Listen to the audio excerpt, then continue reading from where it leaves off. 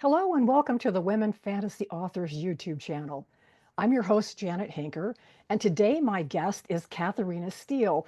Hi, Catharina. Hi. I'm so glad to have you today. We've been talking about this for a while because Catharina writes middle grade novels, and she's my first middle grade author guest. And I've read it, and I'm really anxious to talk with her about it. So, my first question to you, Catharina, is why did you decide, what was your inspiration to decide to write middle grade rather than adult fiction? It wasn't a conscious decision, if I'm honest. Um, I pictured this world. That's the very first thing I pictured, and I saw it so vividly. All the creatures' homes on Oprah's property called Clayton Forest, and that just fit within for a middle grade story. And the story soon followed after I saw the world. But I was also dealing with several things at the time when I started to write it. So I believe I was escaping to a time and a place when I felt safe and happy. And I wanted to write a story that the young girl, who's still very much a part of me, would have loved. So I was bullied a lot at this age, and I wanted to write for a world that children who are being bullied can escape to, because I know how important that is. Yeah, I had the same experience growing up as well. Well, your novel is called Vanishings, and it's an adventure full of magical, mythical creatures. So tell us a little bit about the creatures that inhabit Clayton Forest. So we're on Oprah's property here, and Oprah's property has got a magical protection around its borders. So the creatures that live in Withwick who are controlled by the evil witch, can't get into Oprah's property. So they've escaped. When the witch moved into Withwick, all these creatures have managed to escape and found Oh. refuge on Oprah's property.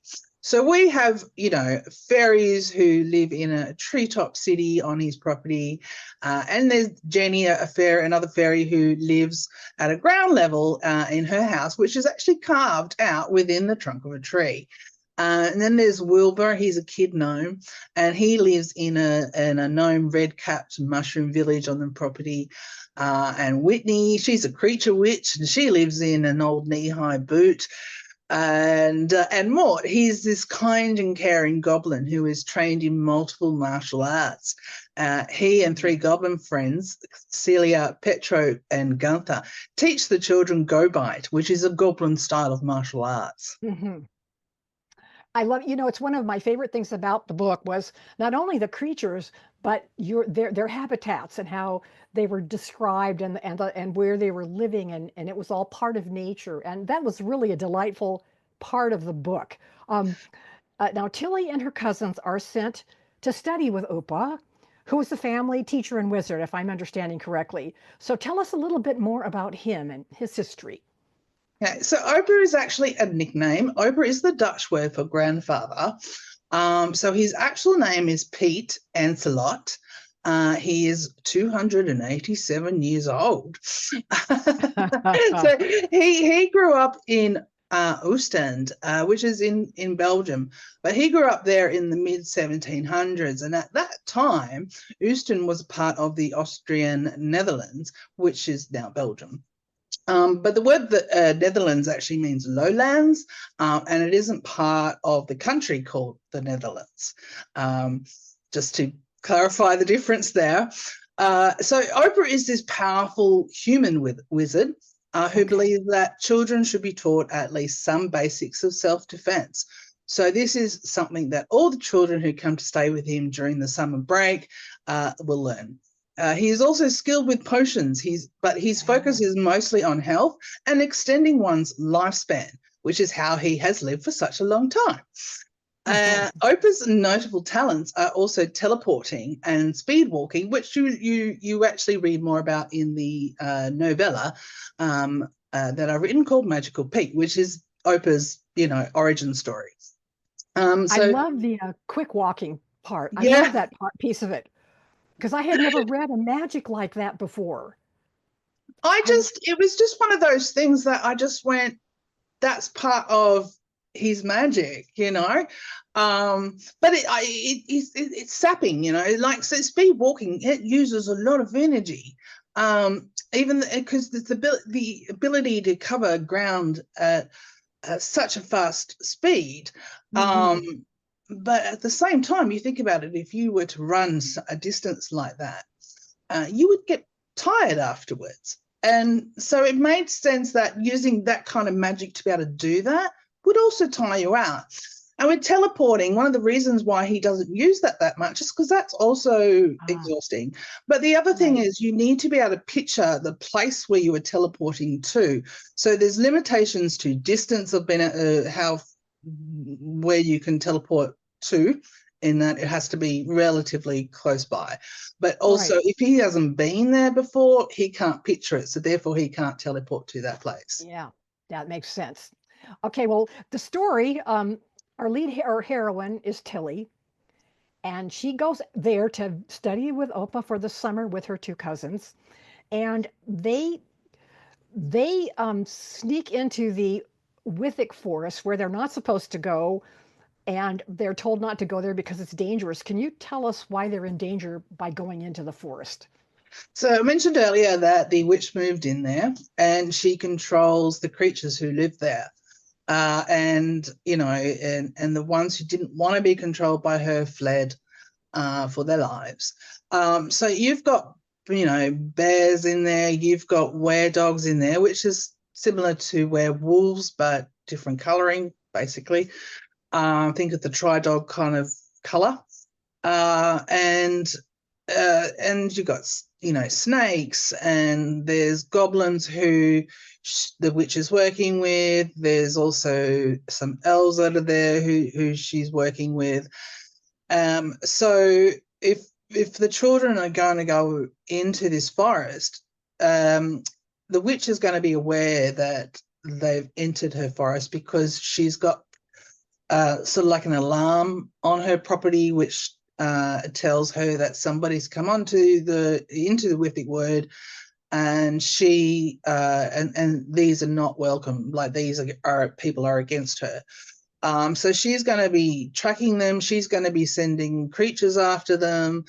And these creatures could tear them to shreds. So, you know, like a were-dog, that's got some nasty teeth and claws Yeah. and you know, so it's a scary place to be. Yeah, there's a little bit of, I'm going to ask you a question about a little bit that more of that in just a second. But before I do that, I want to just talk really briefly about Tilly because she's just learning about her magic. So, what are her special skills?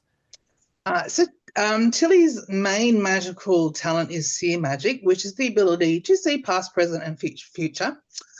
Something I haven't seen done before is the ability with this sort of magic that it would be so innate to the person that they would constantly be seeing a few seconds, maybe even a few minutes into their future. So they would be regularly adjusting their reactions to ensure a better outcome for them. And so this would come in handy when Tilly's having to fight or battle another person because she can counter the opponent's moves. And so I Yeah. think that's, you know, an important feature. The other point that I've added, which is kind of related to the seer magic that she has, but it isn't necessarily seer magic itself, is her ability to see really far into the distance, which people would Mm. typically need a telescope to see. I don't. Okay, okay. I'll have to look again at the story to get the parts where she did that. I was mostly focusing on her foresight, especially in the battle when she could outmaneuver an opponent because she knew what they were going to do, which is great. So now back to the idea of evil witches and evil things in the woods, because we know that she's there and she's harming creatures by controlling them and she's harming the forest. And I'm wondering about the tradition of including good versus evil in a lot of children's stories, especially the early fairy tales. So, did you research those old stories? And what did you find some inspiration or some insight from those early fairy tales? I didn't do research into the fairy tale stories. not to say that I wasn't influenced by them. Obviously, they would have been, part of the scope that I had been presented with as a child, really. Right. Good versus evil, I mean, that's one of those things that I think is inherent in most stories, whether it's fantasy or not. There's, and the thing is, evil is relative. Like, you could see somebody do something, and that person might have an extremely good reason to do it, which would then Mm, make it actually a good thing to do. But because you don't know the reasons for that person doing what they did, you think that it's actually an evil thing that they've done. So under, understanding that, I look at the witch's motivations and what's happened to her, and I understand, her very well, because she actually is come from a little bit of me, that I've been through some stuff. I mean, obviously it's not me, but I have used some of my own experiences to guide how that potentially could have affected me if I had gone down a different path, and how she would respond to things, and how that would change her as a person, and what that might represent in a physical way. Which mm, is, that's how I kind of came up with, because she's a creature witch, not a human witch. And I came up with the idea that the good witches have this gold ring around their irises, and then an evil witch whose heart has turned, their eyes become black, fully black. yeah. Yeah. And that's, I mean, there are other signs, but that's the constant sign across all creature witches. Yeah. And this is because she's allowed what her experiences to change who she is so dramatically. And So but she's not inherently evil. that's Uh, what I was kind of thinking as I was reading. I was thinking there's a lot more to the story than what we know in book one. So I'm exactly. assuming as we move through the series, we'll find out more about who and why she's doing what she's doing, which of course is part of the mystery and the intrigue about the story as it moves forward. Um, because we get through book one and there's one problem solved. They get in and out and nobody dies, but the bigger issue has not been addressed. So it's going to be a fun read moving forward through the story because you're not just thinking about Tilly and the children and Upa. You're thinking about this woman and what happened, or this woman creature, what happened along the way. So I think that's a really nice component. So with all of that said, uh, what are the main messages that you're hoping to convey to your young readers from this story? Probably the biggest thing for me, the biggest takeaway would be how we treat other people. So, um, we're all made wonderfully unique. There's no one person who is exactly the same as another person. Even identical twins have different personalities. Hmm. And so, when you're working as a team, it's actually the differences that we each have that contribute to the success of a particular task that the team is working on. And so I actually think it's important to be kind to those who are around you, and to spend time getting to know the other person, not to make those quick snap judgments, but to actually spend some time getting to know the person, because you never know what possibilities exist if you don't explore potential friendships, with those people who have different backgrounds to you, who look very different to you, and they may have some differences from a cultural perspective, but you are going to get overlap. But it can be very interesting to learn about somebody else's background, and then you can might have a really great friend in that person, that if you don't explore it, you're never going to find out. I'm glad you said that because I was thinking about the less the it's a young person's book, and they're learning lessons along the way. And the lessons that the characters in the book are learning are also lessons for the young reader. And Mm. I wanted to commend you on how many beautiful little nuggets throughout the book I was reading that were a little word of wisdom about, well, think about doing this for them, or think about how this might be good, or do you know what I'm saying? There were Mm. you scattered it. I'm assuming that was pretty intentional because I caught it as I was reading it, and I thought it was really beautifully balanced with the adventure of the story. But there's also it's like a fable. It's teaching a story to the young readers, or teaching values and morals to the young readers.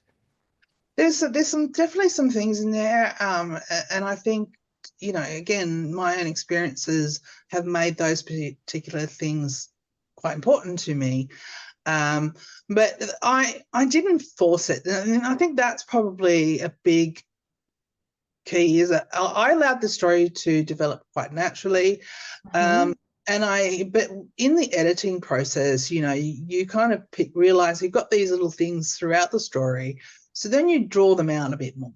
So you figure out how you're going to word it just to make it more obvious, without it becoming, forced.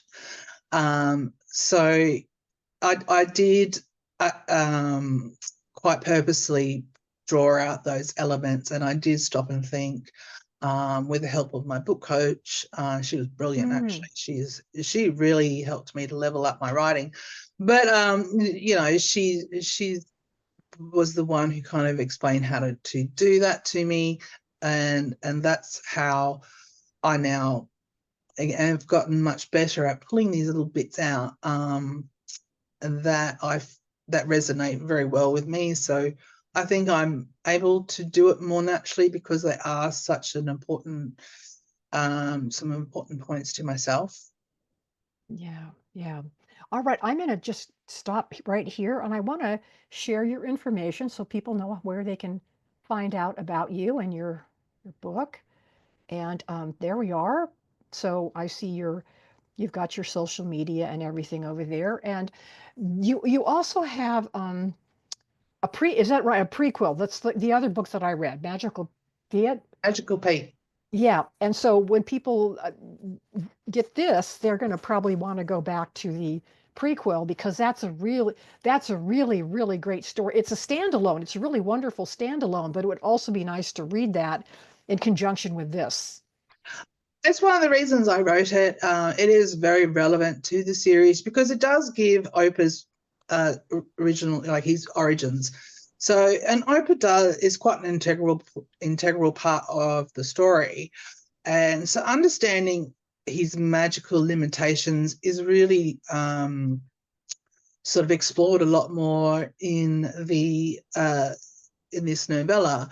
But because I'm much more focused on Tilly and her twin cousins in Vanishings Mhm. in this series, I don't delve into the reasons or to his magical limitations because Tilly doesn't know that.